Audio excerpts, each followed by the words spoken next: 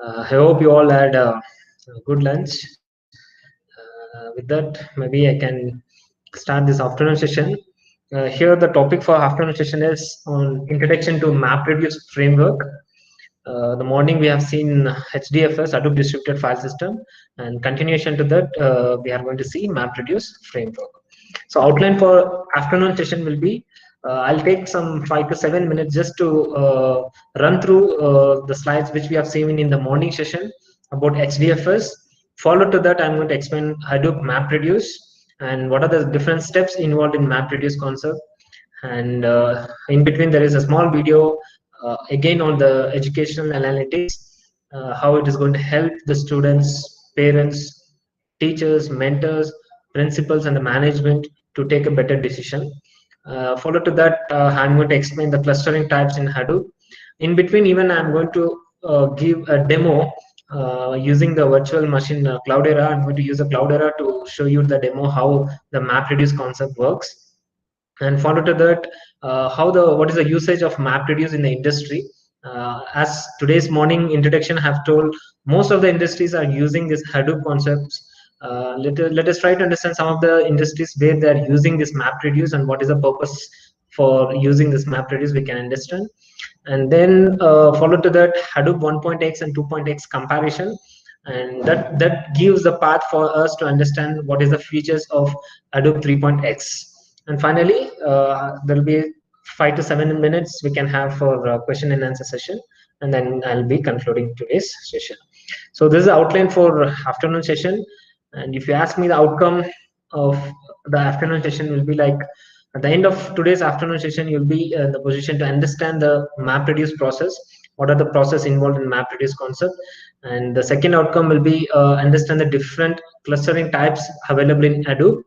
Third one will be understand different versions of Hadoop. So as the morning introduction have given the journey of Hadoop, so we understood that Hadoop 1.x is started, then slowly at 2012 we had the 2.x version, and slowly to the 3.x version also introduced in the 2017. So we are going to see a different version, and comparison between all the three versions also will be understand here.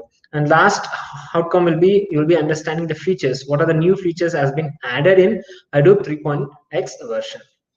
This will be the four outcomes for the today's afternoon session. I hope this is the outline and the outcomes are clear. I'll be going to the first slide for today's afternoon session. Yeah, so here I have given this an introduction to MapReduce and what is MapReduce, and what kind of information the MapReduce will be having. So here the first line what I have given is MapReduce is a programming model for processing a large data set with parallel and distributed algorithm on a cluster. So we understood what is meant by cluster.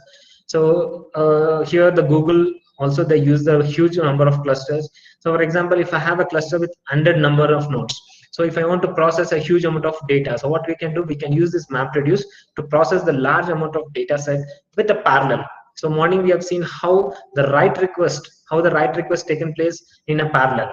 So the same way here, when you process the data, it happens in the parallel manner, and also it has the distributed algorithm running on the cluster. So this is one of the small definition I can say for the MapReduce. So here, when we try to couple with HDFS with the MapReduce, so what we can say, we can use to handle the big data. So it's not only HDFS alone can handle the big data. So together, the HDFS and the MapReduce can work together, couple together to handle the big data. So the fundamentals of this HDFS MapReduce system commonly referred as Hadoop. So whenever someone says an Hadoop, so Hadoop has an inner component of both for storage and also for processing.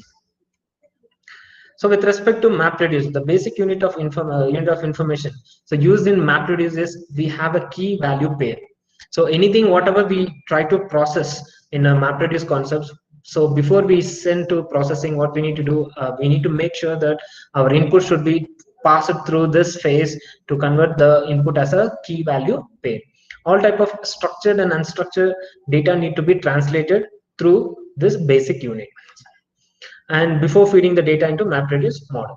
So this is the basic fundamental which we need to do before we process any data. As name suggests, a MapReduce model consists of two separate routines. One is a mapper function, another one is a reducer function. So we have two functions, map and reduce. The name itself suggests we have two functions here, map reduce, so map function and reduce function. So in the coming slides, we are going to understand in detail about what is map, what is reduce, and also we can take some general examples. And also, as I suggest, as I promised, I'm going to show you some demo. I'm going to execute some program here to find out the word count. By taking some input file, we can find out number of times the word is repeated in the input file. So here the continuation to the map reduce. So semantically, the map phase distribute the data. So if I have two phases, map phase distribute the data, and finally the reduce phase will performs the computation. So MapReduce has an extensive capability to handle unstructured data as well. So there will be a question for us because big data has a huge amount of unstructured data. So we need to have a solution for unstructured data. Even here, the MapReduce can use to be address this unstructured data also. So let us see one example for understanding unstructured data. So map stage is a critical step which makes this possible. Mapper brings as structured data to unstructured data. So usually when we give an unstructured input to a mapper, so what happens, the mapper tries to bring unstructured data to a structured format. So let us understand with a small general example here. For instance, if I want to count number of photographs on my laptop, so we might have taken the photographs based on the locations, right, with the different locations. So here I want to count number of photographs on my laptop by the location. So where the photos was taken, I need to analyze the unstructured data, because here I'm planning to analyze the unstructured data because I have the photos. I need to check number of photos which is there in my laptop based on the location. So if I give this as an input, if I take this as my sample input, so here the key will be the location, the value will be the number of photograph. For example, in Chennai, so how many number of photographs I've taken, so it will group together and it gives Chennai 100 times or 120 times. So Bangalore 40 times, 45 times, so like this. So the key will be a location, here the value will be a photograph for the general example which I've explained here. So here in the map stage, generally in the map stage, if you say the mapper takes a single key value pair as an input but produces any number of key value pair as a output. So finally the maps a location, that is a key value pair, it will be a single one, but finally when we come to when we give this input to the reducer phase, there will be a number of key value pairs. The combination of key value pairs will be result. Yeah. So here most important thing is we need to understand. So in the morning session when we discussed, I have told here we are going to address, the MapReduce is going to address the two main drawbacks. One is accessing the data and processing the data. So from this slide, from the next couple of slides, I'm going to explain how the MapReduce is going to avoid the accessing, and also how the MapReduce is going to increase the processing speed. I can say it will reduce the processing speed, so increase the efficiency here. For example, let us try to understand the parallel processing. Here towards the left hand side, you can see I have a diagram where I have total 5 slaves and 1 master node. So in a traditional approach, how it happens, morning we have seen a diagram where if something wants to be processed, all the data which is located in the slave nodes, all the slave node A, B, C, D, E, all the data needs to bring to one place, as we call it as a centralized place, or we call it as a master node where the processing will be taken place. This we call it as a traditional approach. But what happens here? So in case if there is any issue happens during the transfer, if any node fails, or if any node has crashed down, so the entire data will be lost. So to overcome this, what happens, the MapReduce, here the Hadoop comes as a concept called as parallel processing. The meaning of parallel processing, instead of you bring the data from each slave node to a centralized node, we call it as a master node. So Hadoop MapReduce framework allows to process all the data in the slave node itself. So the slave A, the data which is available in slave A, the data will be processed here itself. All the data which is available in the slave node will be processed there itself, and finally only the results will be sent back to the master node. So here one thing what we understood, parallel processing, how the parallel processing works. when we compare with the traditional approach. And here comes the data locality. The meaning of data locality. So I'll explain this with small example where we more familiar with that example. So we know how the voting system works in India. So let us take a voting system. So for example, if the dates are announced for casting the votes, so how it happens in India. So usually there will be a separate booths will be allocated for a set of group of people. So the group of people should go to the respected booths to cast their vote. Okay, so here let us try to apply that example to understand the MapReduce parallel processing here. So what happens, just assume as a small example I'm going to take, in a nearby locality there are 10 booths. For example, they have 10 booths. So they have grouped the people according to the nearby booths. So what happens, all the public, they will go to the particular booth where they have allocated and they will cast their vote. Okay, now all the 10 booth voting has been completed. Okay, now data are available in all the 10 different booths. I can say they're voting. The public, whatever the given the vote, all the votes are available in 10 different booths. So that means the data is available in all the 10 different locations.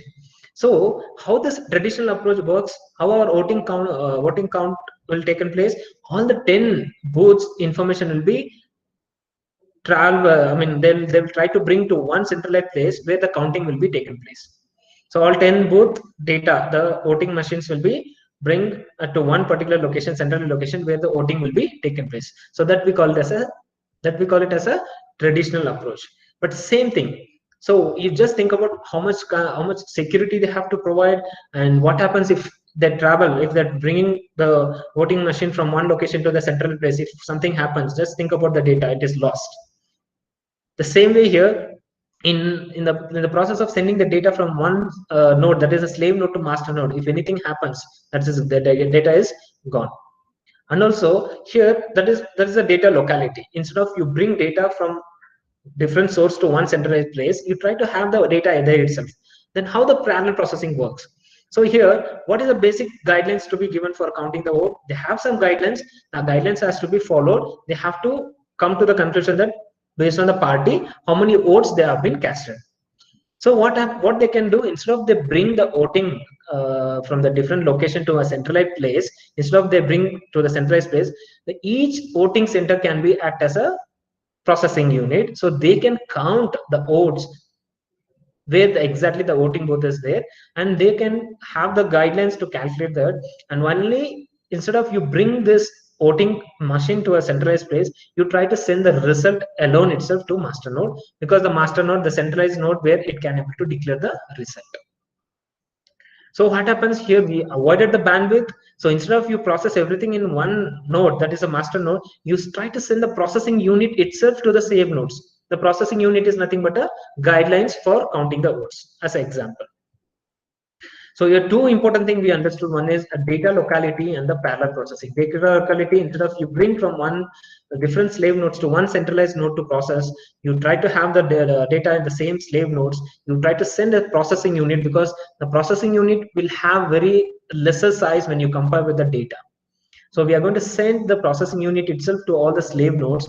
So the parallel processing will be taken place. Instead of one system runs entire data, what we can do, so we can make all the slave nodes, which how many number of slave nodes we have here in this example, have 5 slave nodes. All the 5 slave nodes executes at a time, and it reduces the execution time also. Finally the results will be sent back to the master node where the results will be declared. So this is the ultimate background which is available in the MapReduce concept. So that is a two important factor I've explained by using the small example here. I hope you all understood these two: parallel processing and data locality. So let us try to dig in a little deeper to understand what are the operations of MapReduce in Hadoop. So here, as morning, we have seen there are 3 daemons. One is data node, name node, secondary name node are used for HDFS, that is Hadoop Distributed File System. Same way here for MapReduce, we have the 2 tasks. One we call it as a map task, another one is a reduce task. So this MapReduce task, again, if you classified or if you split the map stage, can be classified into 2 phases. One is a split, another one is a mapping. The reduce phase can be classified as a shuffling and the reducing. So this detailed discussion we can see by taking one small example in the coming slide. Okay, so where exactly this operation will be taken place? So the complete execution process, the execution of map and reduce task, both is controlled by two type of entity called as the job tracker and task tracker. These are the two important nodes or the daemons which we are going to use here in the map reduce. So the job tracker and the task tracker. This job tracker act like a master, and we have multiple task tracker because based on your data nodes you'll be having each data node will be having one task tracker. So we'll have multiple task tracker act like a slave, each of them performing the job. So the takeaway from this slide, so here the map reduce again it's split it into two parts. One is splits, another one is mapping. The same way the reduce task will be divided into two things. One is shuffling and reducing. So to perform both this map and reduce task, here we have two daemons in map reduce concept. The first daemon is a job tracker and the second daemon is a task tracker. So as we know the structure of our architecture of the Hadoop framework, there will be one name node and there will be multiple data node. So the job tracker will be resided in the name node and the task tracker will be resided in the data node. So because we have multiple data nodes, so that we will have multiple task tracker also.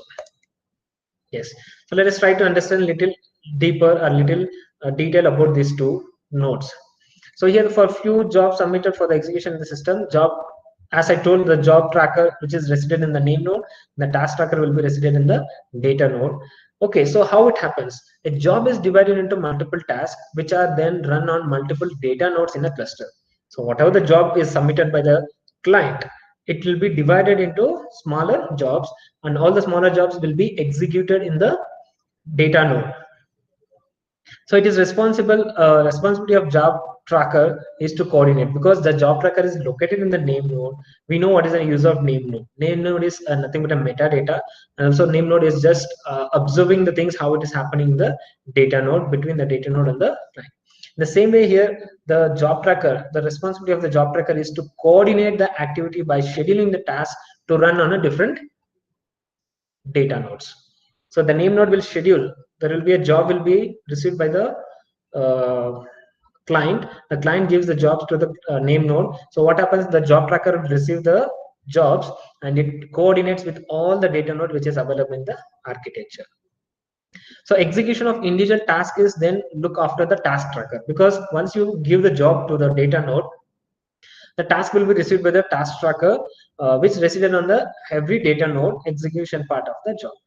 That means we have an architecture, every data node will have one task tracker, that the task tracker receives the job from the job tracker and performs the task. So here you can see the task tracker has the progress report which gives to the job tracker, and job tracker keeps track on each job. So all the jobs are running in the data nodes. So the data node always we also we can say here it is a task tracker. So task tracker gives the progress report every frequent of time to the job tracker, because job tracker is the one who coordinates and maintains the job which is scheduled for data node. So the job tracker will keep track on each job which is submitted, whether how much progress it has happened, how much amount of execution has happened. So all this information can be tracked over the job tracker. In the event of task failure, so you just think of any one of the data node is failed. So what happens? The job tracker can reschedule it to a different data node. So the architecture will be similar. Only we are going to speak with respect to job tracker and the task tracker here. Yeah.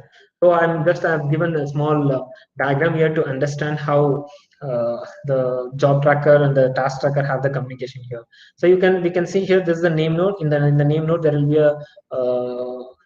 be a job tracker will be resident here, and also in each data node you can see here we have three data nodes. In each data node we have a task tracker.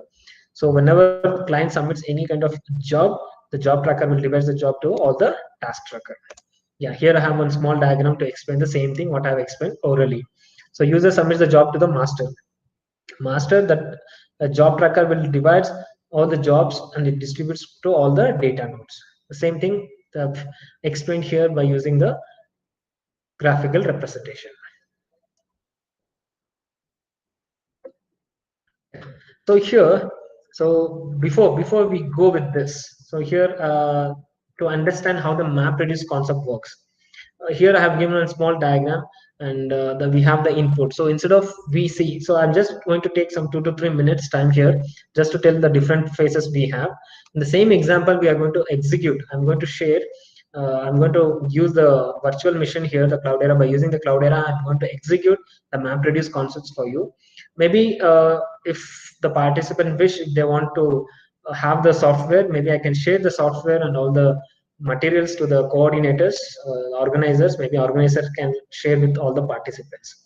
So here, as just I have considered the following input data for the map reduce program. So I have just taken a small data to understand how this map reduce process works. So here we have the input. As we all know, the input initially it will be in the mapper stage. In map stage, what happens? First input will be splitted. Can you see here? We have the input. The input is splitted in the 4 parts here, and each split again it is given to the mapping stage. In the mapping stage, what happens? It comes with a key value pair.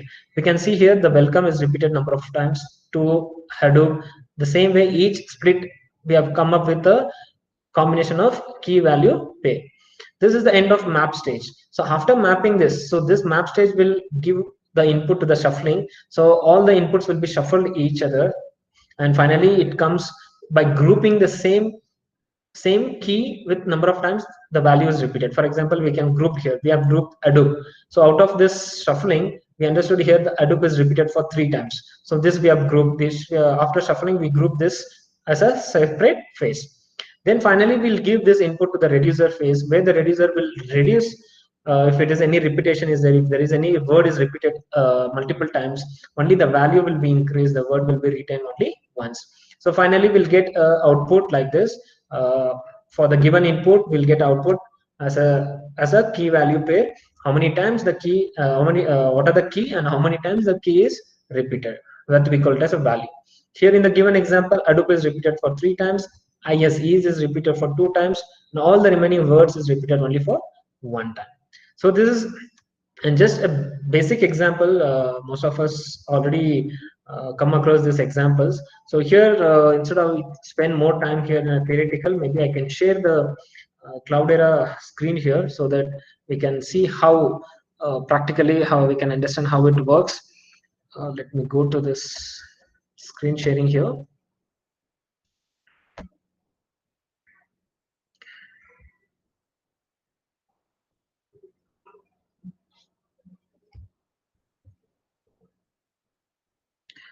I hope you all can see this Cloudera. This is the virtual machine which I have installed in my laptop. Here, let us try to understand a few things. First, the morning we have seen how to load a file, because we user will have the files with them, so they have to load the file to the HDFS.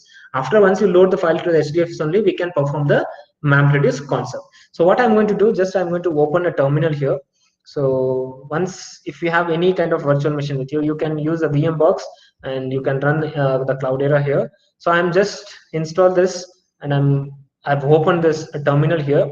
Let us do one thing. Let us try to check all the configuration file, whether the all configuration files is running or not. Because whenever I say Hadoop framework, we have 5 configuration file that has to be in the good health. I can say it has to be good health to execute the programs. So all 5 daemons. What are the daemons? I can say name node, data node, secondary name node, job tracker, and the task tracker. All this should be in the good health, or it should be available so that we can proceed with our operation. So I'm going to type the command here, sudo, and I've entered the I hope you all can see this.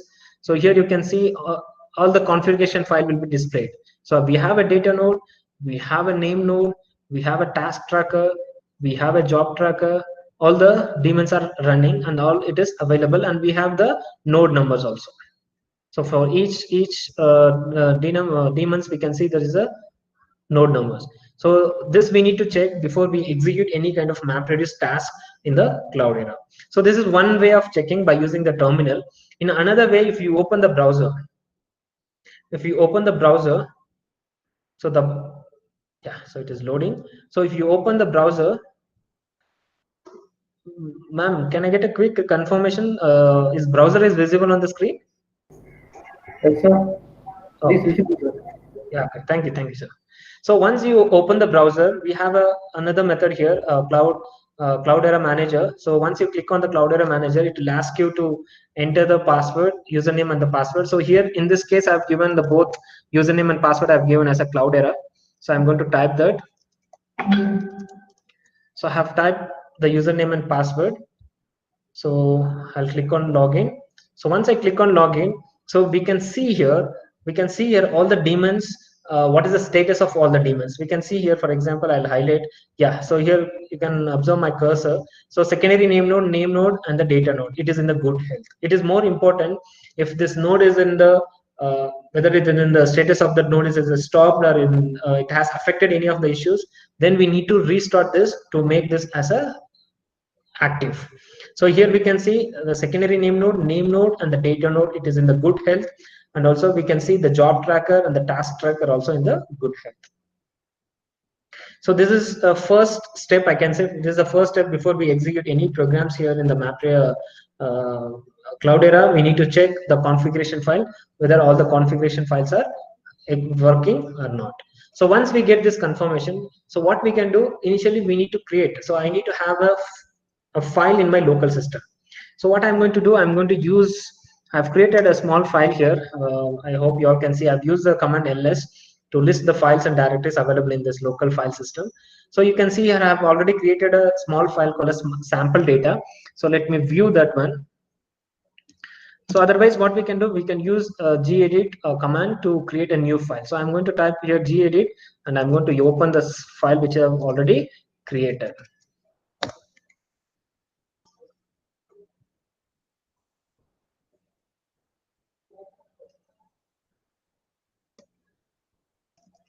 So gedit, the file name, sample data. So if I open, so just for our example, so I have given some random data here. So just I have listed some of the party name here, BJP, DMK, ADMK. Just for example, I have written here, and you can have any number of copy here. Just to make this as a little bigger, what I'm going to do, I'm going to copy paste. I'm going to copy paste this data with a big number. So this we call it as a file creation. So you can create this file and just create this file and click on save. So what we have done so far, just we try to create a small file in our local system. So let me close this. Once you create this file, then click on save. You can close this one. So what we have done, so we created a file in a local system, and the file content, everything is ready. So now before I execute this file for the map reduce concepts, what we have to do, we have to take this file and we need to load this file into the Hadoop distributed file system. So what I'm going to do, I'm going to use the command Hadoop fs, because it's a file system. I'm going to use the command called put, which we are going to move. We are going to copy the file. The name of the file is sample data from the local file system to an Hadoop distributed file system. So here the command says Hadoop space fs, the file system, space hyphen put is a command, and I'm going to say which file name. The file name I'm going to write here. The file name is sample underscore data space, and the path of the HDFS. So here the path of the HDFS is user Cloudera. So I have typed the path. So I've typed the path here. Just let me highlight this one. Hadoop is a command. FS is file system. Hyphen put is a command which is used to put the file from local file system to an Hadoop file system. So here the sample data is the file which we have created recently, and this is the path where HDFS is located. So I'm going to put enter. So unsuccessful. Okay, so it says the file is already exist. So what I'm going to do, let me try to create a new file again. Let me open that file, copy the data, because here we have a huge amount of data. Let me copy this data, and we'll create a new file name. And by having that new file name, let us load that file into an Hadoop distributed file system, and we'll see the execution. So just I have copied the data, and here I'm going to say sample data 1. So I'm going to create a new file. The file name is sample data1. Just I copied the same content here. I pasted here, and let us put this file into Adobe distributed file system. Instead of sample data, I'm going to make the sample data 1. That's it. I've not done any other changes here. So in the file name I've changed from sample data to sample data 1. So we are trying to put this file into HDFS. Okay, so successfully the file has been copied to HDFS. So we have to see whether this file is copied or not. So what I'm going to do, so here I'm going to do, instead of put, what we can do, we can use the command ls to list all the files available in this path. So here this command says Hadoop fs minus ls. So it is going to list all the files which is available in this directory called as cloud user cloud. So I'm going to put enter. Yes, here we can see the list of files available. The file name which we have created is sample data1. So we can see here the sample data1 is the file which we created and which we loaded into HDFS is available. So that means we got a confirmation that the file is available here in the HDFS. So if you wish to open this file, if you wish to view the content of this file, what you can do, we can use the command cat. Cat is a command which you use to display the content of the file, and we know what is the path. So user, Cloudera, and the file name. So I'm going to give the file name here. The file name is sample underscore data 1. If you give, the entire content will be displayed here itself in the terminal. So this is the content what we have created in the file name sample data 1. This entire content is displayed here in the terminal. Okay, so what we did now, so far we checked the configuration file, and also we created a file in the local file system, and finally we moved this file into an Hadoop distributed file system. Now you may get a question. So in a morning theory class, I explained that the data, whichever the data we load in Hadoop, the data will be chunked down into a number of chunks, the smaller chunks. So here the file size will be very small, but still what happens? It creates as a block. So if we use the command call, so here we have a command called hdfs -fsck. So here let me use that file to check. So here I'm going to use the command sample data 1. Here I have used the command hdfs Hadoop distributed file system. File system fsck command I'm going to use, and I'm going to give the path where the data is located, and I'm going to print the files, the blocks, and the location where exactly this file is located. So if you want to see whether the block size and what are the blocks it is created, so if you use this command, it will show you, yeah, so you will get an information like this. The total size of the file is 8577 bytes, and total file you have only one file because we loaded only one file here. And you can see here total blocks available, validate only one block because it is in the lesser size. The size of this block is very small, so the block number of blocks here, it is only one block. And we can see here minimal replication block only one, because we can modify this. As I told, we can configure this, and even you can see here default replication factor is 3, even that is displayed here, it is already configured. So to get all this information, and also it says that it is in the healthy. The file which we loaded recently into the Hadoop distributed file system, finally it says the file, the path, and it is an healthy condition. So here, whenever you try to load a huge amount of data by using these commands, we can see how our data, our input data, our client data is distributed. I mean, it is divided into a number of blocks. So here we can get those input to see number of blocks as created for our user input. So here, since the data is very small, the number of blocks we can see is only 1. So far we loaded the file into an HDFS. So that means the HDFS part is done. Is there any question? So far, is there any questions or is any clarification required? So far what we did, we loaded the file. That means we loaded our user file into an Hadoop distributed file system. But the next task is the MapReduce comes into picture. So now we are going to process the file which we have loaded in the HDFS by using word count. So here we are going to use the program word count to check number of times a word is repeated. So to do that, here I'm going to change the directory to user library, and here I'm going to change the, I'm going to enter the command for you. It's hadoop hyphen 0.20 map reduce. I'm going to shift to the directory where the exact jar files are available. So first we are trying to load all the jar files which is available under this map reduce. So I'm going to use ls command. So here I've used the change directory cd. So I'm just shifted to the directory user lib library, and we have a folder, we have a directory name called as hadoop 0.20 map reduce. This is the directory we have it in here in the Cloudera. So just I have moved to that directory, and I'm going to use ls to list the files which is available here, all the jar files we can see here. So what are the number of jar files available here? So the program, the word count program is written, already written in this file called as hadoop example hyphen 2 dot this particular jar file. So what I'm going to do, I'm going to copy this jar file, and next we are going to say, I'm going to use the command hadoop.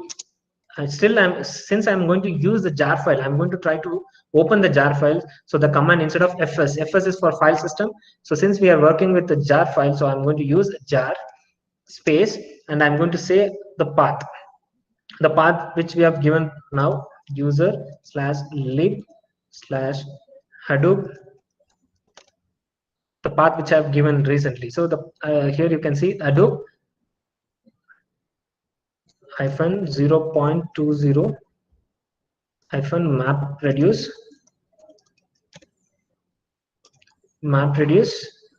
and forward slash. I'm going to put the file which we are trying to open. So we are trying to load the jar file which is there in the folder name called as hadoop examples 2.o.o mr1. So here if you load this, so I guess I've made some error here, let me check. Sir, USR.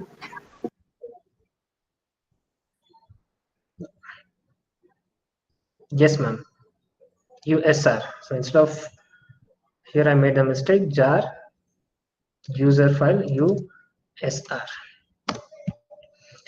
So here once you land to this, once you open all this jar file, we can see here the list of programs available in the jar file. So here we can see that these are the list of programs available under this jar file, and here we can see the mainly, as I told, I'm going to focus on the word count, and we can see there is a program called as word count here, and we know what is the meaning of word count. So which has a map reduce program that counts the number of times the word is repeated in the input file. So we are going to use this program now. The program name here, it is word count. We are going to use this word count as a program name, and we are going to execute the loaded file, the loaded file which we have loaded recently in HDFS. We are going to execute that file by using this word count program here.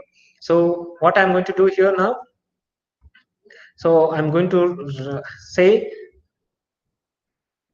the path will be same, and here I'm going to use the program name is word count. Everything will be same, space word count, and where exactly our input file is located. Our input file is located in the HDFS. So that location is user Cloudera forward slash. And what is the file name? The file name what we created is sample data1. So this is the source file where we have, and also we need to give the output file. So the output file should be a unique file where the output file will be created automatically and the results will be stored there. So I want to store my output file in the same directory, user Cloudera, and I'm going to give sample, and I'm going to give the name of the file name is sample data1 output. Sample data1 output. So here what we did, so we have used the same, we are running the program of word count. Here you can see there's a path, same path. We are running the program of word count, and the location of our input file is user Cloudera sample data1, and we are trying to create a file, output file, in the same location with the name of the file name is sample data one underscore output. So if we execute this, what happens? So the input file will be loaded and it will be given to a map reduce function, and mapper and reduce functions will execute together, and finally the results will be fetched out. So just I have put the enter. Let us see how this is going to execute. We can see here the process is started. Initially we can see here the map is 0 and reduce is 0 when we initialize the process, and slowly the map will start processing it, and finally the output will be given from the map to reducer. Now the map is 0, reduce is 0. So let us wait. It need to take, yeah. Now we can see the map is 100, the reduce is 0. The map function completes the task and gives the output to the reduce phase. Now the reduce is also 100. That means we successfully executed the map reduce process here for the word count for the given input file.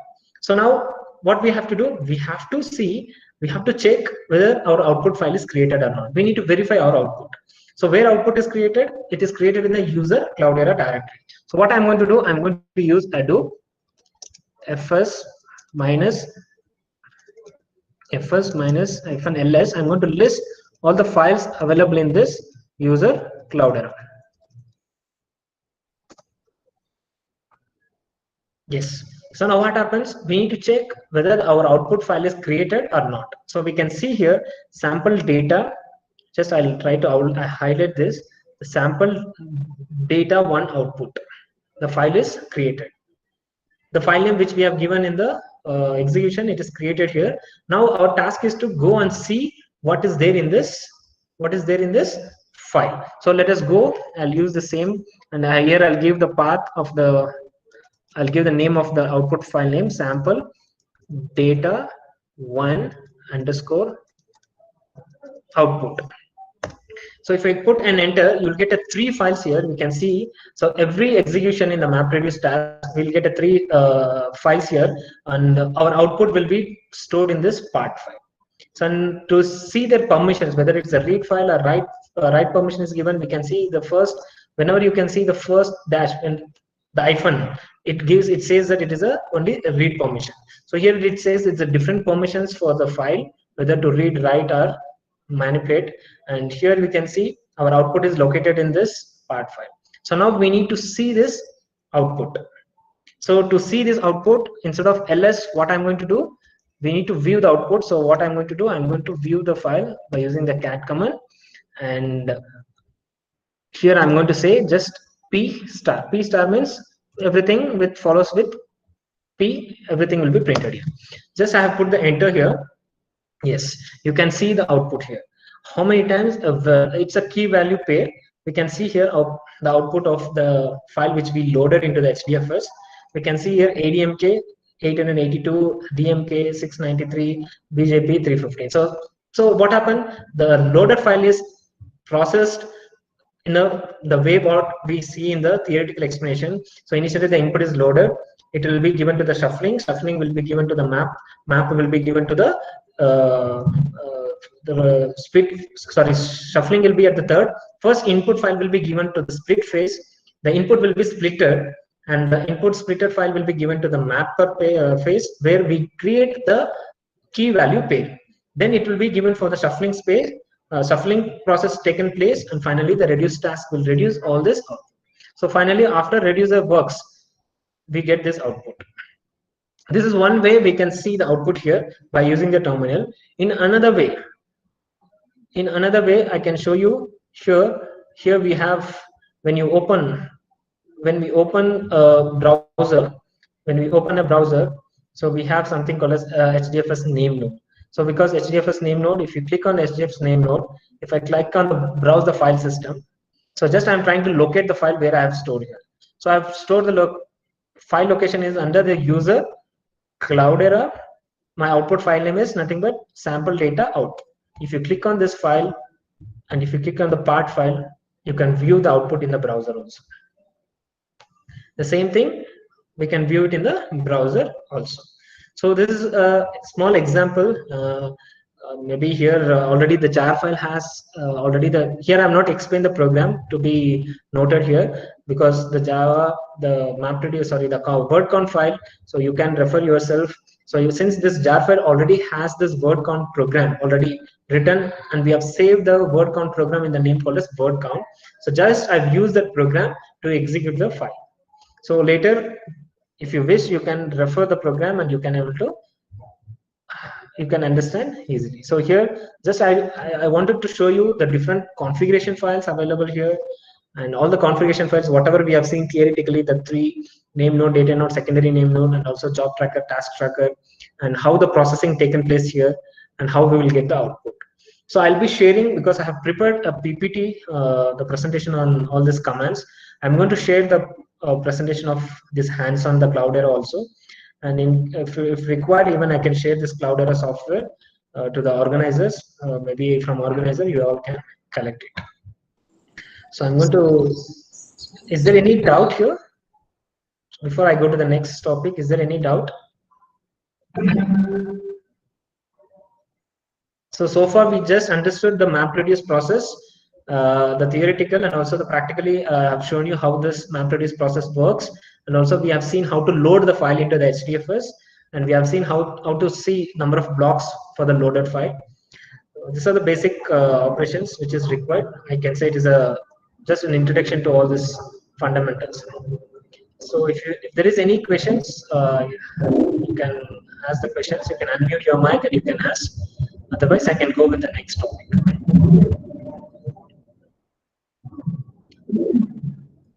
Yeah. So before I go with the next topic, here I would like to play small video for you. The video which I've morning we have seen one of the video called how does big data analytics helping the education sector to capture the data and to come up with some of the insightful information. Same way here I have one more video I would like to play to understand how it is going to help the teachers, how this big data is helping the teachers, parent community, the mentors, and also principal to know about the students. If any of the students are in the danger zone, how to overcome that, how to address the issue. So let us try to watch this small video, and then we can resume the session. I'm going to play this video.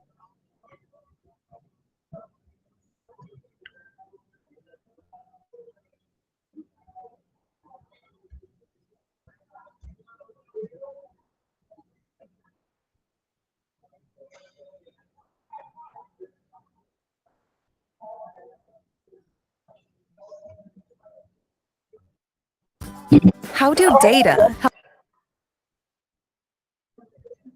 help teachers? Teachers have access to more quality data about their students' performance than ever. This information.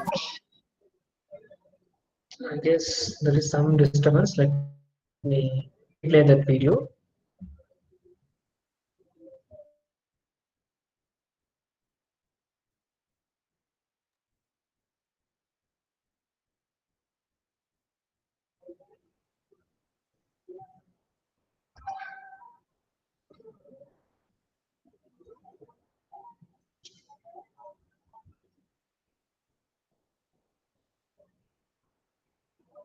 How do data help teachers? Teachers have access to more quality data about their students' performance than ever. This information, when combined with content knowledge, professional judgment, and quality training, can be used to improve outcomes for kids everywhere.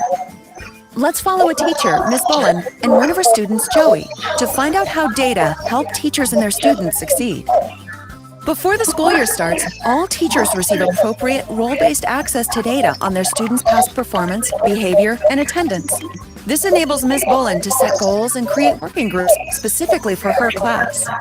Throughout the year, she uses data and her experience in the classroom to see where Joey and his classmates excel or struggle and targets her instruction to meet their needs. Ms. Bullen uses data about Joey's performance to show his parents what he's learning, how he's growing, and where he may be struggling. She also talks with Joey about his own data, and they work together to set goals. Throughout the year, Ms. Bullen and her principal review her performance data together to evaluate how she's doing with different students, standards, and concepts, and to note strengths and opportunities.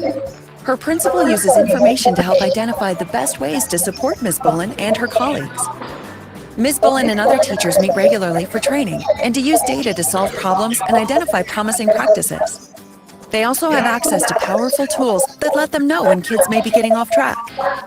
Midway through the year, Ms. Bullen sees that Joey is at risk of failing. Ms. Bullen works with Joey, his parents, and his other teachers to get him on track. By the end of the year, Joey's data shows that he's on track for success, though he'll continue to need support. When teachers are empowered with data, everyone does better. Yeah, so uh, I, I guess each one of us, we do this activity.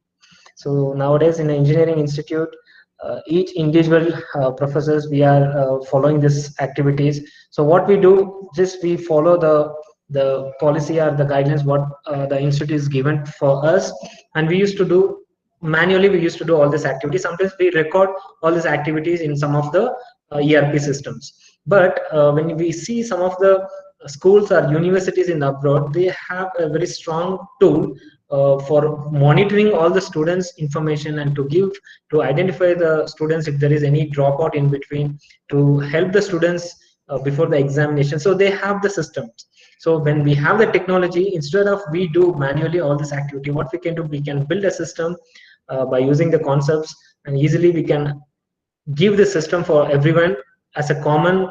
And easily, I mean, when we use this technology in the education system, so we can address a lot of issues, we can overcome many issues here what we are facing in a day-to-day life in education sector. So that is the reason I wanted to play this video here in the session. So let me share this PPT again. So let's go back to the PPT. Yeah, so here till here we understood how this map reduce works. For both the example, we have understood by taking an example, we executed the program also. And here let me go to the next slide.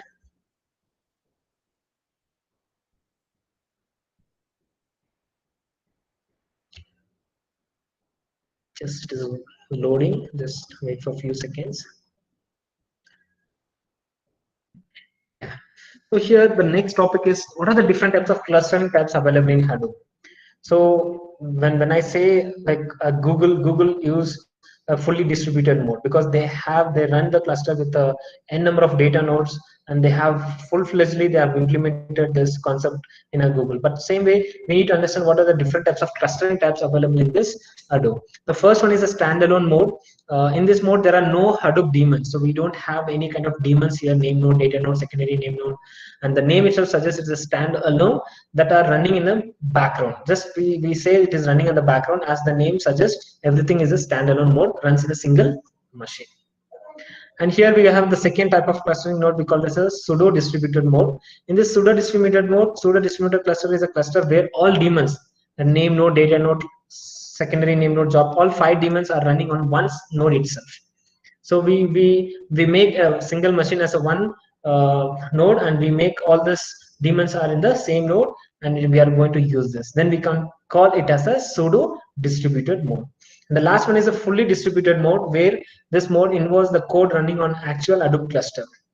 We call as Hadoop cluster. So to take a small example, even in my institute where I'm working currently, so we have a HP vertical lab. So here the HP, so we had a MOU or a center of excellence with HP, and we are using their tool called as HP Vertica. So there we have a small lab which is with the type of HP, so where we have 32 systems. So we made all the 32 system as a cluster, and here in 32 system, among all the 32 system, we made one as a name node, one as a secondary name node, and all the remaining as a data nodes. So then when you try to do that, we call it as a fully distributed mode, where your data are used and distributed across the main node. Whatever we theoretically we have seen from morning till now, so everything can be experienced when you use this fully distributed mode. So where you have a different nodes will be used for the master node, data node, job tracker, and the task tracker. So we can use a different node, we can have their IP address, we can use that, and we can execute the jobs in a distributed manner. So these are the three, I can say broadly, I can classify the types of clusters in Hadoop: standalone, pseudo distributed, and the fully distributed. Yeah, so the next, here comes the next topic, MapReduce functions usage in the industry. So we understood in the morning slide, I have told which are the industries are using this Hadoop. And that is general thing which I have explained, but here we can understand specifically for which process, for which purpose they are using this MapReduce concept. So here we can see at Google they use this MapReduce concept for index building for the Google search. So any kind of search, when it comes to Yahoo or it comes to YouTube or any kind of search we happens there, the concept of MapReduce works. So article clustering for the Google News and a statistical machine translate. So for all this activity, the Google they use this MapReduce concept to execute. And when you see the Facebook here, they use for data mining, ad optimization, spam detection example. And here Yahoo index building, same thing, because for search operation and spam detection for Yahoo Mail, they use this. At Amazon, product clustering. So they group the products together and they have the clustering methods here, and statistical machine translation. So here I'm not going to spend more time. So here this is just an eye opener, or I am going to give just a hint here uh, where exactly this MapReduce concepts are using by the industry. So maybe the next level you can try, you can go and you can have a research on this areas where exactly they're using, how they're trying to find out the input and the fetching output to the customers. So these are some of the industries. I can say very few industries and which particular area they're using these concepts. Yeah. So here, so far we understood the MapReduce, and also we understood the different clustering methods, and also we understood where the MapReduce, the usage of MapReduce in the industry. But now, so I'm going to give the comparison, or I'm going to start from the Hadoop 1.x version. So here, from the next few slides, we are trying to understand what is Hadoop 1.x and what is the limitation of that, how they overcome this limitation, 1.x limitation, into the next version, that is 2.x. And by understanding these two limitations, we can easily go to the next slide, that is features of Hadoop 3.x. Yes. So here, Hadoop 1.x, see the explanation what I have given in the cloud era, everything about the 2.x version. But here in Hadoop 1.x version, the main drawback of the one version is the MapReduce concepts itself, its architecture itself a drawback, because it has only suitable for batch processing. What is the meaning of batch processing? I have already have a huge amount of data with me. So I want to load the data, huge amount of data into the HDFS, and I want to run the program. So it works, but it will not suit for the real-time data processing or the data streaming, because nowadays everything is real time. So we need to be more dynamic in collecting the data and analyzing the data.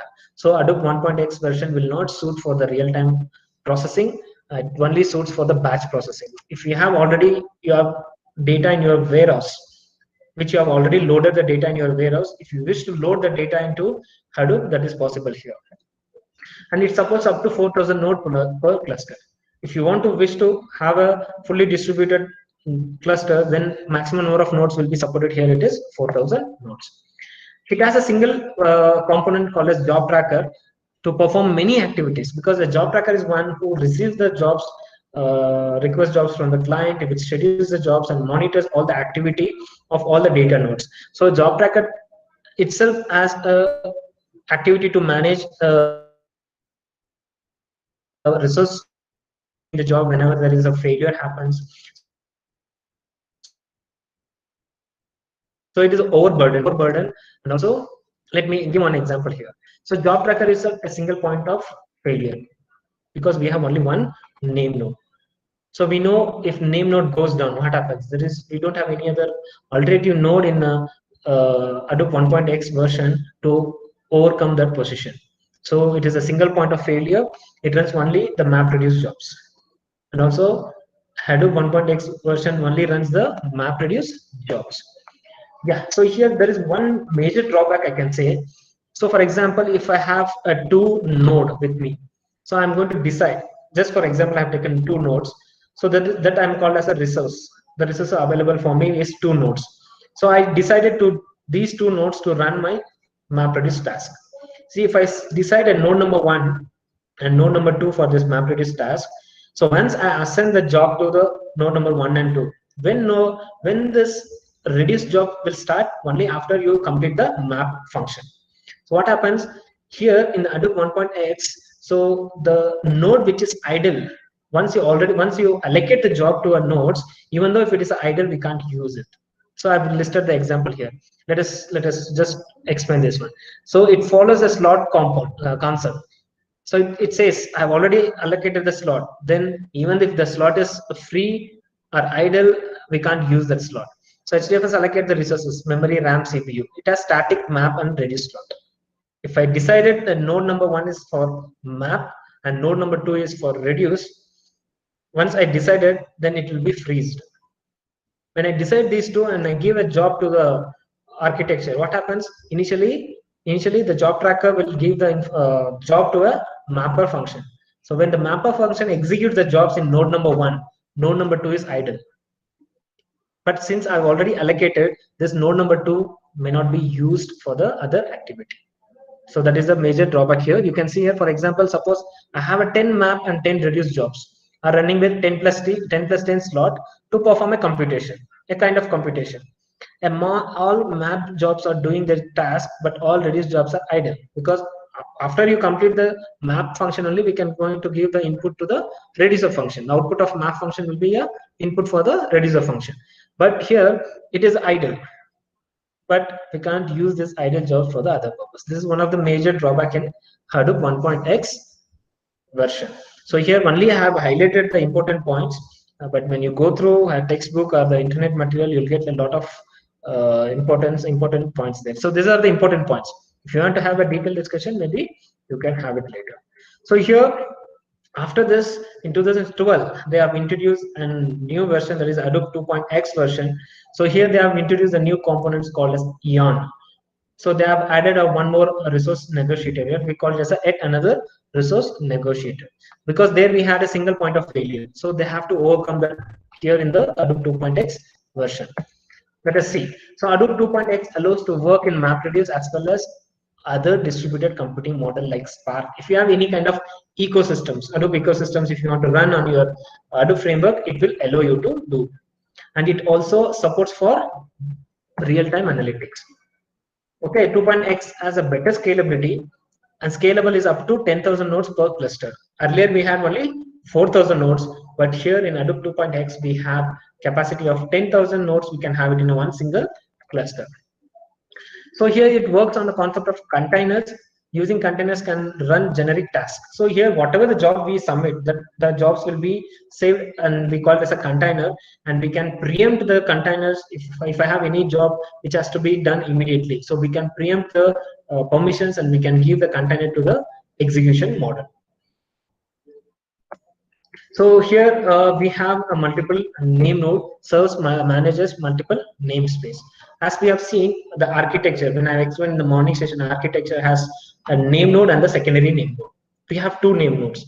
Even though a name node fails, the content of the name node is, or the copy of this name node is already available in the secondary name node. So it has another hand where we can have the information ready. When after sometimes if the name node come back to the picture, so what we can do, we can give all this information which is there in the secondary name node to the name node to continue the execution. So with this, so 2.x has a feature to overcome the single point of failure with a standby name node, and in this case name node failure. It is configured for automatic recovery.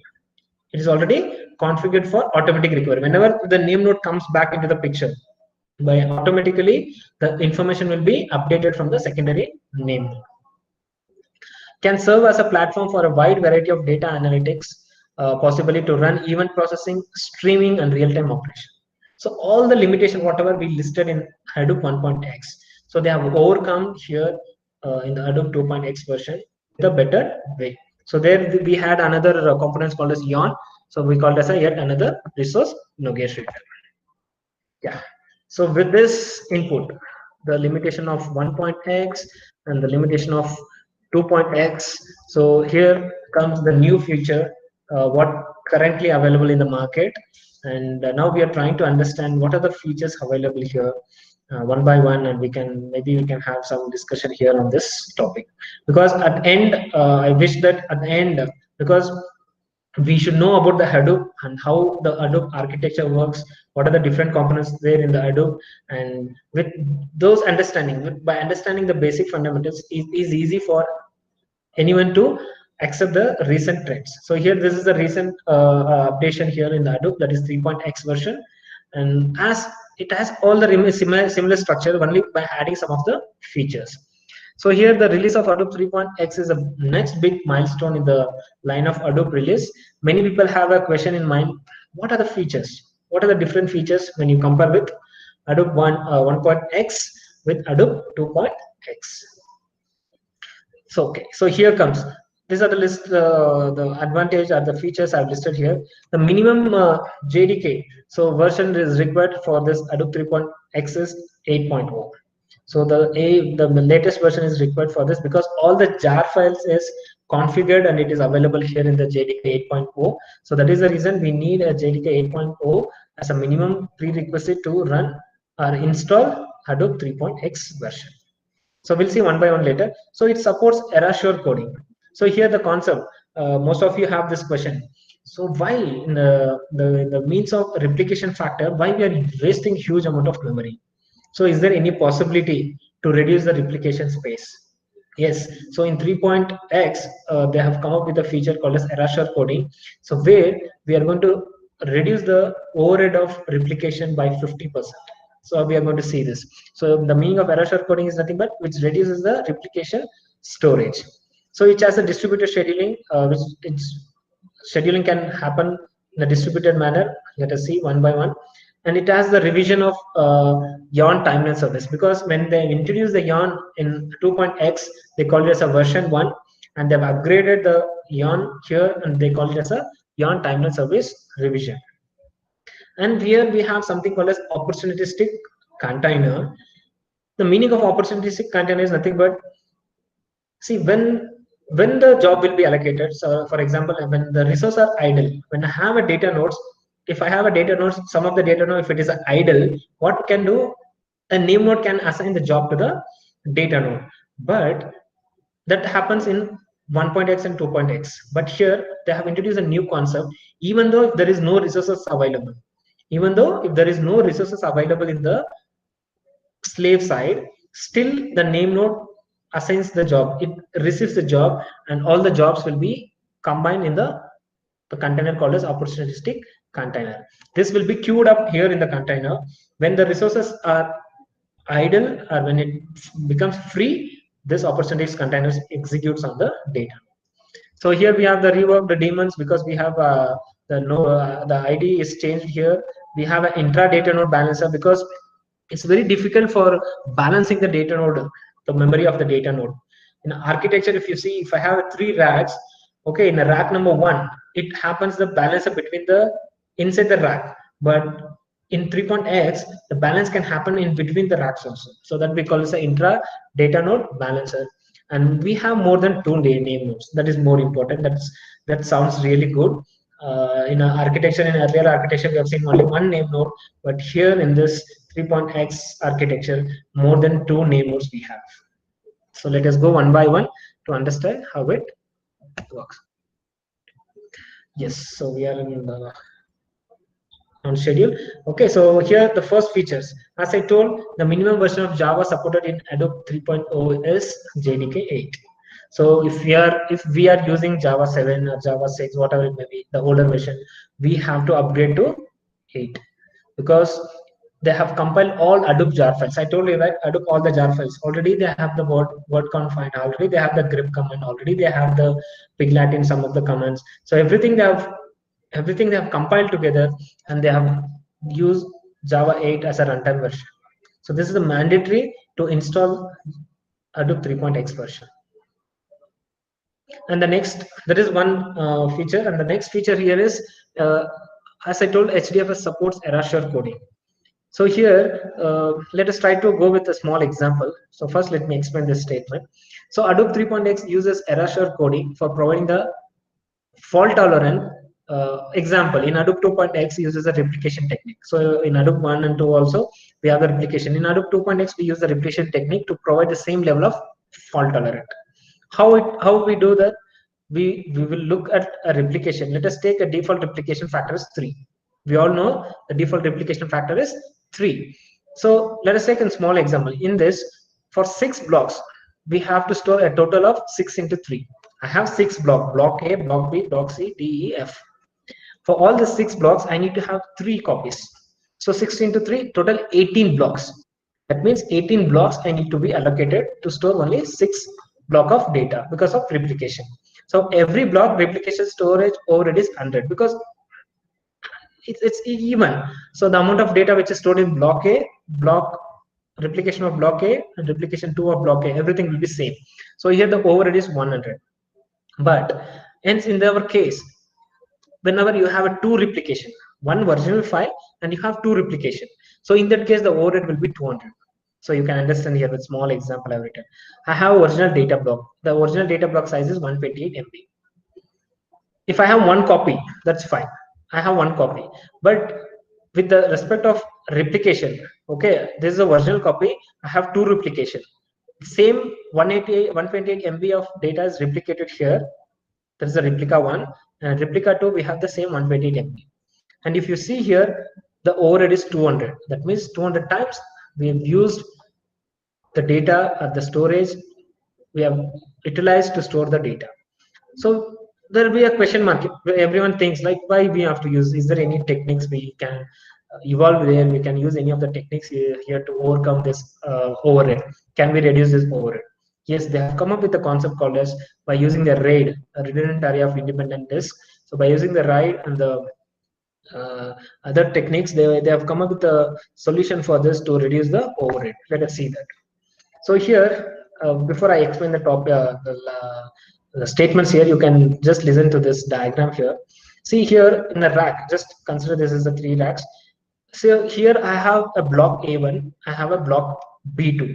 So for example, I'm trying to store A1, A2, sorry, A1, B1 and C1. So whenever I have a 3 block, okay, so in this case, we have a total 9 blocks stored for 6 blocks.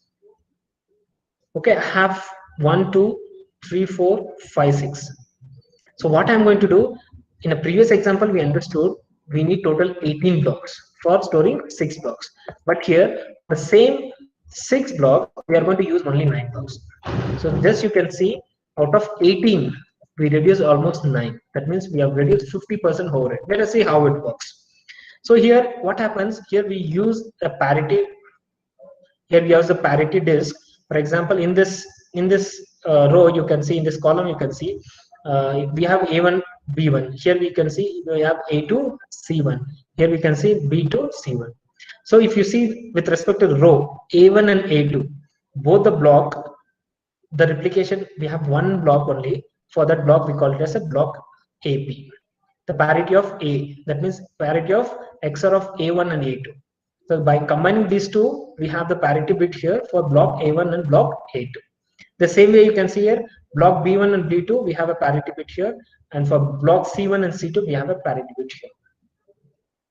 So in the place of 18 blocks, we reduce the number of blocks to 9. So you may ask if any of this node failure happened, how to get the information. That we call as encode and decode. So the meaning of encode in error storing is for 6 block, we have 3 parity blocks get calculated. The 3 parity blocks get calculated. The process of calculation, we call it as an encoding. If I have A1, A2, if I calculate this block A parity, then we call it as an encoding. That is the structure here. Just think about any of the node is failure. Any of the node is just went down. The data node is lost.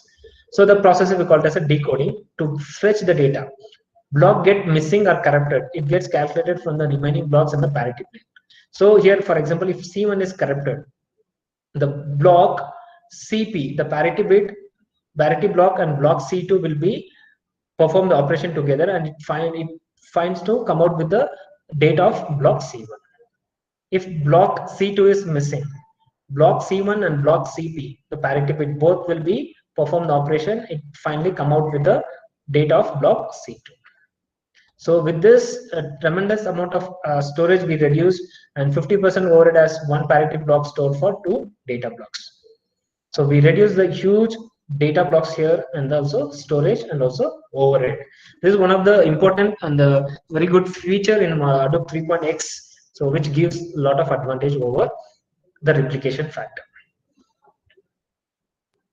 Yes, the next feature here, as I told, Yarn timeline service version 2, because Yarn in a 2.x version itself they introduced the Yarn.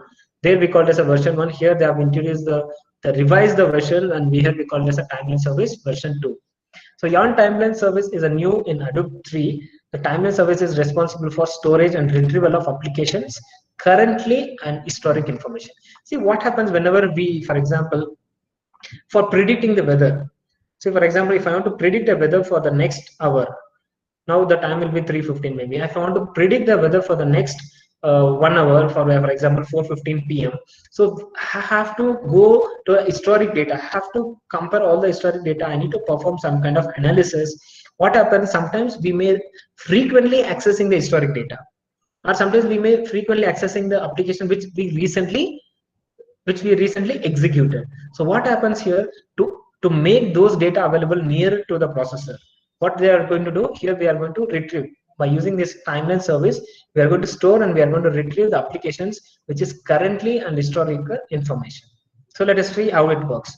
This information is of two types. First one, generic information of the completed application, the application which is completed.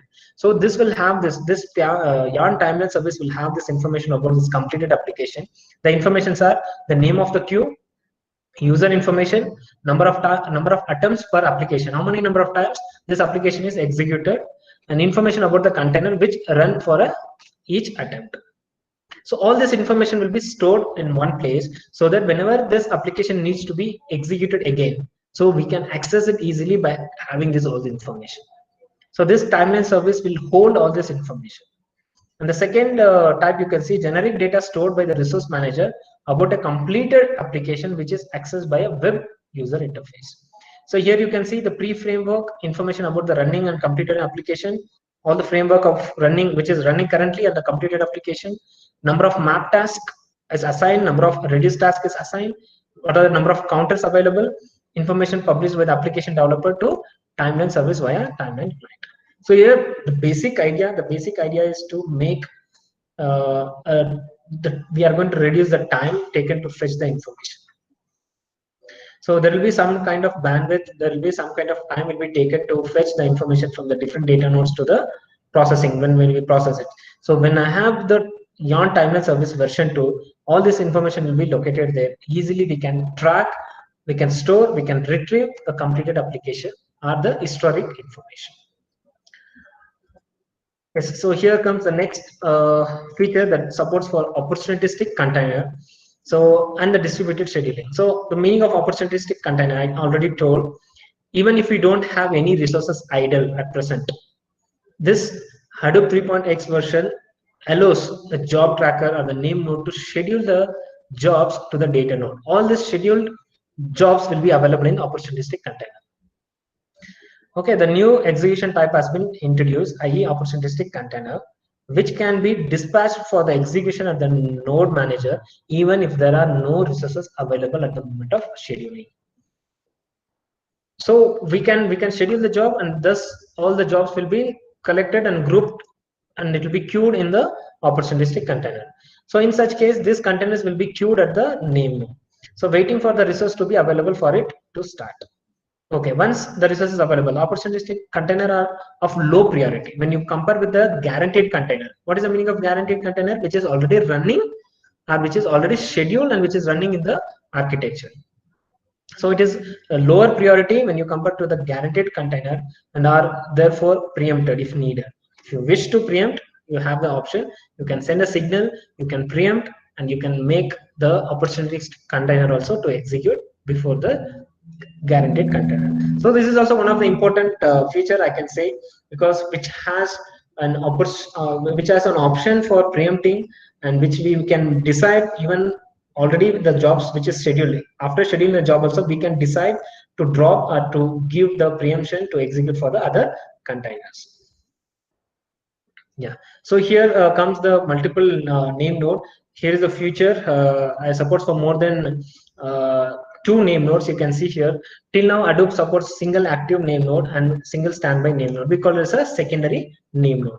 There we have only one name node and one secondary name node. But journal nodes are the one which will perform the synchronization between the active and passive nodes. So let me explain this. So here you can see you have one active, you have name node, you have two name node, and out of three, see total we have three name nodes. There will be at a time there will be only one active node. So one name node will be active at a time. For example, in case of any of this failure happens, the next name node will come into the picture. It takes over without wasting any of the time. It takes over the operation. It executes the operation. So like this, here in the architecture, we have a three name node, and one will be active, and the remaining two will be passive. The meaning of the journal node here is whenever the failure happens, okay, the journal node will perform the synchronization activity between the active and the passive node. So all this activity, all the backup, sometimes the backup will be stored in the journal node. The journal node makes, whenever the passive node comes into the active, it makes the synchronization process to the passive node. So this helps to continue the operation without any waste of time. So here, obviously, when we had one single name node itself, we had a lot of benefits. But here we have multiple name nodes, and by having the multiple name nodes, still we can say it's not prone to the failure. So in Hadoop 1.x, it is a single point of failure. In Hadoop 2.x, there was a standby node, we call it as a secondary name node. But in Hadoop 3.x, we can have multiple name nodes. So still they made this framework as more strong to use for different applications which we need a more processor to run. So here comes the feature. One is the default port, which has changes happen in the port number here when you compare with Hadoop 2.x port and the Hadoop 3. Port. So here this we have seen when I shown the Cloudera, we have seen the port number there. So there is some slightly changes happen with respect to the port number. This is the port numbers for 2.x. This is the port numbers for 3.x version. There is nothing much here, just the port number is changed. Yeah, so here comes the next feature is an intra data node balancer. As I told, you have the data node, so you have a disk inside the data node. You will having the disk. So it's very important. It's very important for the architecture to make it as an intra data node balancer, because whenever in the process of performing the parallel operation, this issue comes when you perform the parallel operation. The name node decides these are the data nodes for all the blocks. So whenever you fill the keep on the data, if you fill, sometimes you may end up in saying that the data node, the space is full. So it is more important, we need to have the balance over here in the space between the nodes, between the data nodes. So during a write operation, as I told, during a write operation, this gets filled evenly. But when we add or remove the disk, it results in significant skew. Intra node balancer address this issue. So for example, if any node failure happens, so name node already assigned the data node, for example, data node 1, 3, 2. So it keep on adding the data here. In case the process, if the data node goes down, so we'll be end up in insufficient memory. So here in Hadoop 3.x, they have the inbuilt algorithm, they have the inbuilt process to balance the node for data filling. So this happens only when you perform the write operation, when you try to load the data into architecture. So this feature also will be helpful for us, which does automatically. Yeah. So here, before I conclude or before I give the summary of the topics what we have seen in the afternoon session, even I would like to play one more small video for you to understand. Maybe I can say how, because I have come up with two videos. Let us see if time permits, I can play both the videos. Otherwise, I'm going to go with one single video. So here, the first video, what I'm going to play here is how this Amazon, how this, I'm going to play one of the application for the big data analytics. The application is how this Amazon recommends the product to the customer. How this big data used in Amazon recommendation system. So this is more interesting, because automatically the Amazon will sometimes recommends the product to us. So sometimes we might know, we don't know how exactly it happens. So here it purely performs the big data and analytics concepts at the back end to capture all our moves, all our interests, all our likes, all our dislikes. By having all those information, they recommends the product to customers. So I'm going to play this video. Please listen to this video.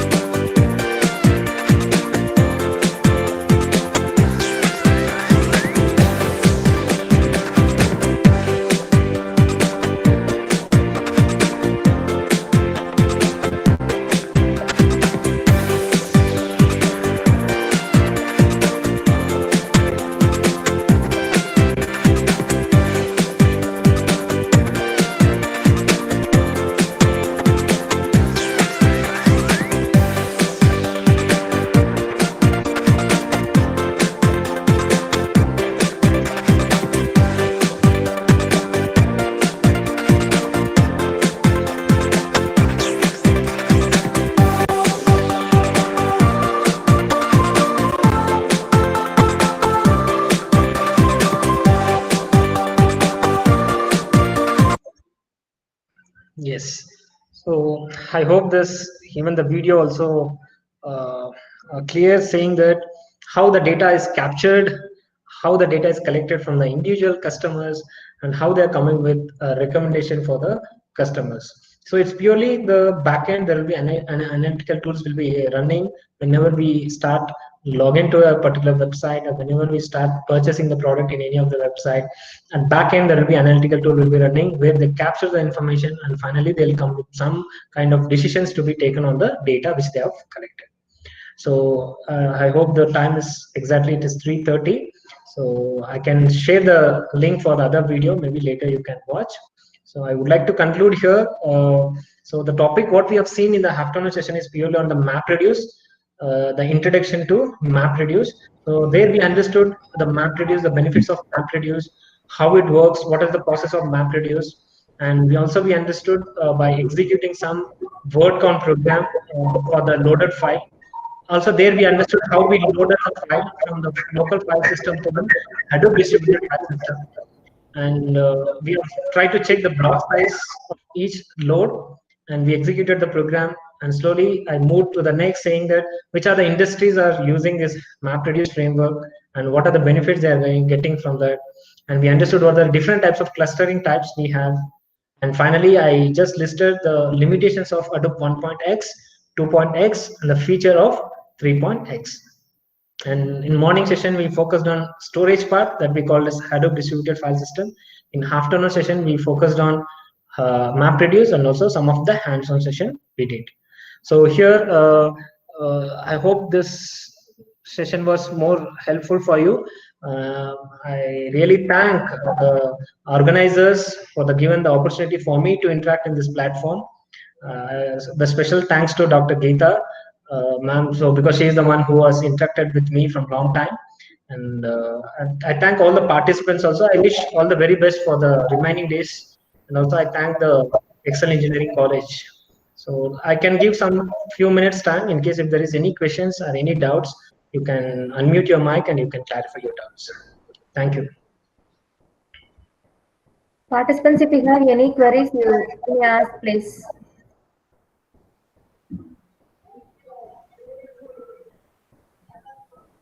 So can you please explain about MapReduce coding? So coding here, I told in any concept, if you take the Adobe 2.x, when you use the cloud era, all the jar files is already configured. It is compressed together in the software itself. So if you open the, let me share the file. I told I'm going to share the PPT to you. So when I share the PPT and the software, the cloud error to you, maybe when you just click on the word count program, when you open the Java file, so it's a regular Java program. So which we use the Java functions to read the input and to map the key value pair and finally to fetch the output. So here, why I'm not focused on MapReduce, that is word count program, is it is a general program which everyone knows that, and also the program is already available in the software. The program I'm going to share with everyone. So it's not make any sense here if I open the program or extend the program, because it is a common program which we already using from the long years. So I'm going to share the presentation, and also I'm going to share the software to you. You can have a reference for that. So can you show me now? Sorry, yes sir, please. Yes. Shivamani sir, please, can you come back? I'm not. Yes, sir. Okay, thank you, sir. Is Any there more queries? Any more queries? Ma'am, I'm going to share all the material, the PPT and the software, and also the word count program. So maybe you can share with all the participants, ma'am. Okay, sir. I think. Thank you so much. Shall we conclude, sir? Yes, ma'am. Sure, ma'am. Sure. Okay. Very good afternoon to all. I think Shah itself have revised all those things what he had taught from morning. So thank you, sir. Thank you for your informative session. Yes, ma'am. And Pleasure, ma'am. on behalf of Department of Computer Science and Engineering, Excel Engineering College, I would like to thank our today's resource person, Kiran Kumar, sir. Thank you, sir. And also, I thank all the participants for completing this today's session in successful manner. Thank you. And one more kind information to the participants. Feedback link is given in the chat box. So, without fail, please give the feedback. Once again, I thank all the participants for attending this session, and also I wish all the very best for the remaining days what you have. Shall we end the session, sir? Yes, ma'am. Sure, ma'am. Thank you. Okay, sir. Once again, I thank all. Thank you.